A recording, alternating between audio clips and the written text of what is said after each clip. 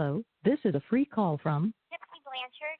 An offender at the Chillicothe Correctional Center. This call is from a correctional facility and may be monitored and recorded. To accept this free call, press 1. To refuse this free call, press 2. If you would like to permanently block your number from receiving calls from this facility, press 6. To accept this free call, thank you for using Securus. You may start the conversation now. Hello. Hi, Gypsy. How are you? Hi, I'm doing good. How about you? I'm having a trying day. I was just trying to talk to your mom, and I was asking her to let you know if maybe you could call me tomorrow instead of today. We're just having some personal things today. That would work for me, too, because today I'm working, and I'm supposed to be working right now. And so I don't want to get in trouble with my boss, but I knew that talking to you was important. So No. my day off. So, yeah, that would work perfect. That's great. Fantastic. Okay. All right. Tomorrow, anytime tomorrow is fine. So, sounds good. Okay? All right. Thank you, sweetie. Bye-bye. Good. The caller has hung up. Hello, this is a free call from Gypsy Blanchard. an offender at the Chillicothe Correctional Center. This call is from a correctional facility and may be monitored and recorded. To accept this free call, press 1. To refuse this free call, press 2. If you would like, Thank you for using Securus. You may start the conversation now. Hello. Hey, sweetie. How are you? Hi, I'm doing good. How about you? I'm doing great. Hey, I'm out shopping. What's your schedule like today? Is there any way you can call me like later this afternoon? Yeah, that's perfect. You're an hour ahead of my time zone, right? Right. Mhm. Okay. What about like 5 o'clock? Like 5 o'clock my time or 5 o'clock your time? Let's see. I work at 6 to 6:45. Okay. So, I mean, whenever's good for you, I can make it work. Yeah. So if you call me at 5 o'clock your time, that'll be 6 o'clock my time. That'll be perfect. Okay, great. I'll do that. All right. Talk to you Okay, soon. great. Thank you, sweetie. Bye-bye. Bye-bye. Hello, this is a free call from Gypsy Blanchard. an offender at the Chillicothe Correctional Center. This call is from a correctional facility and may be monitored and recorded. To accept this free call, press 1. To refuse this, thank you for using Securus.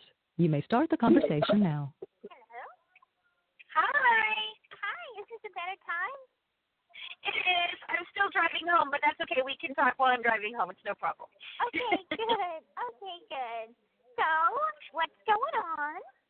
Well, we're doing really well. We wrote the pilot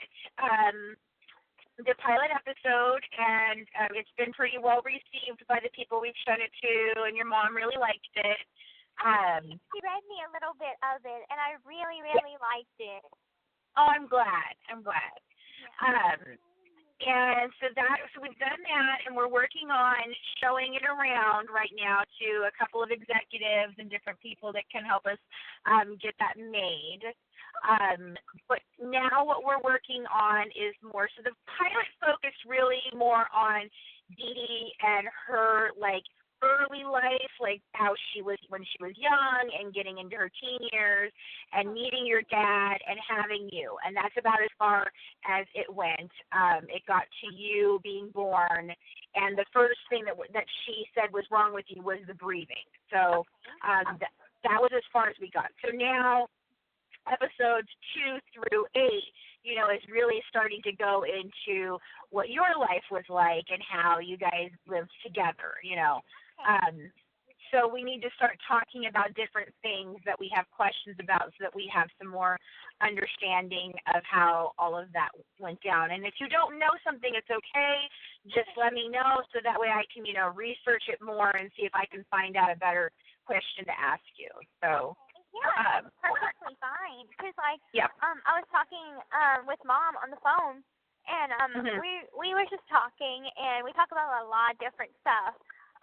Right. Sometimes I need to vent about things that have happened in the past, and ask her some questions about what really happened. And so as we're talking, I'm telling her things that happened, and she's like, "Oh, I didn't know that," and that might be a good. Something to tell Francesca, and I was like, okay, well, I'll keep that in mind. For little things to kind of fill in the episode. Right.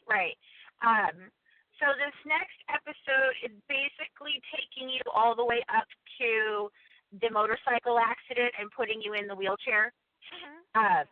So it's anything that happened from like birth to that period of time. So if there's anything specific that you can think about, first of all, that you just want to tell me about, and then I can kind of get more specific with questions after that. But what do you remember then? What do I remember then? Well, I remember me and Mom was living with my grandpa, Claude, and in the blue house. We call it the blue house. It was my grandparents' house. And, I've seen the house. Okay, so it was like in that time span, my grandmother passed away of a heart attack, and and so we lived with them for some time. And then she passed away, but we continued to live at the house with my grandpa until my mom's oldest brother had kicked us out of the house and, like, put all of our stuff on the front lawn, like, completely moved all of our stuff out of the house. And basically said, you know, we're just moving, y'all. You know, you've got to find another place to live. So is that Claude Jr. or is that Tate? That's Claude Jr. Claude Jr. Okay. Yeah. And do you know what was your mom's reasoning why that happened? What did she tell you had happened between her and her brother, her and the family at that point? At that point, I believe it was just that. I mean, I know that I was really young when this happened, but I remember my mom telling me that her brother called her a bunch of names, saying that she was crazy. Saying, you know, there's nothing wrong with that child. Why do you always have to take her to doctor's appointments and always take her to the hospital? There's nothing wrong with that child.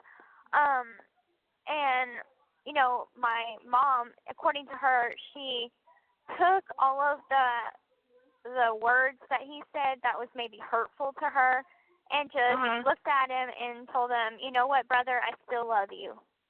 And she walked away, and we had put all of our stuff that we could salvage and, you know, move in on a trailer, and that stuff got put in storage because at this point we became homeless, and so we just had a little Ford Festiva blue Ford Festiva car to live in, and so we went to the Golden Meadow Park, and that's where we kind of parked our car, and that is where we kind of just, like, lived for, like, about 2 weeks or so.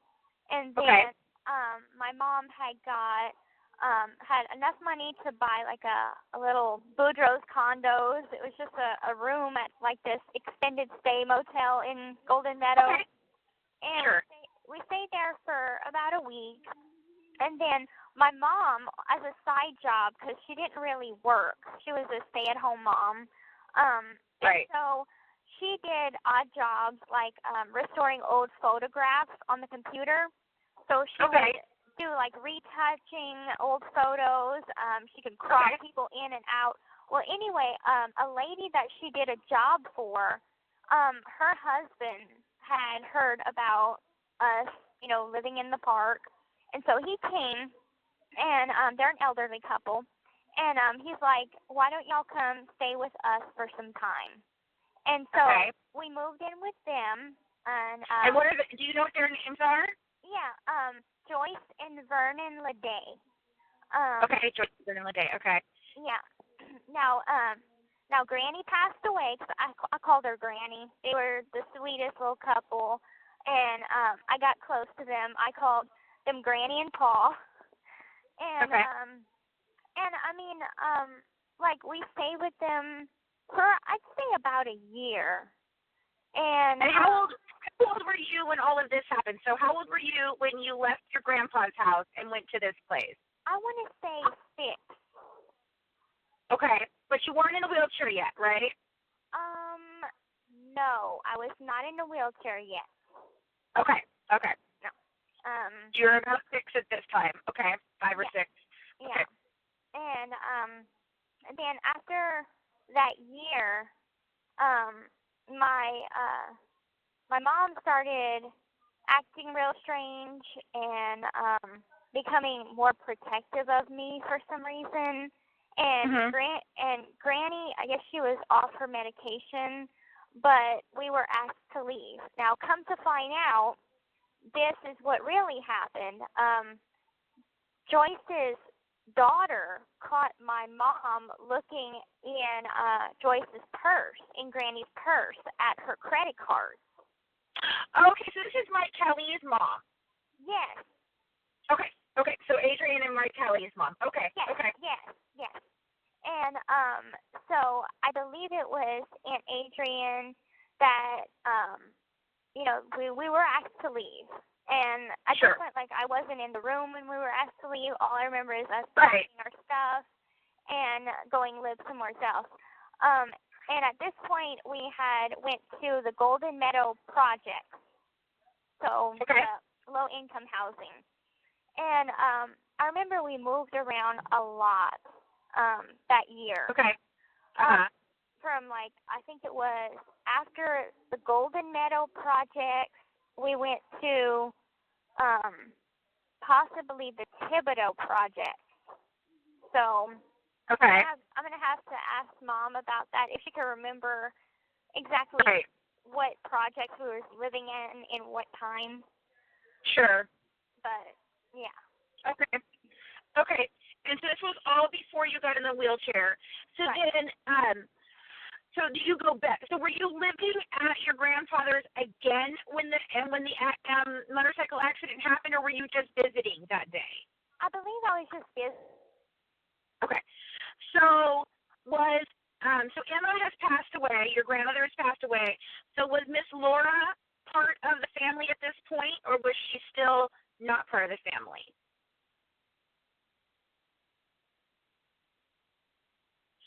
Gypsy?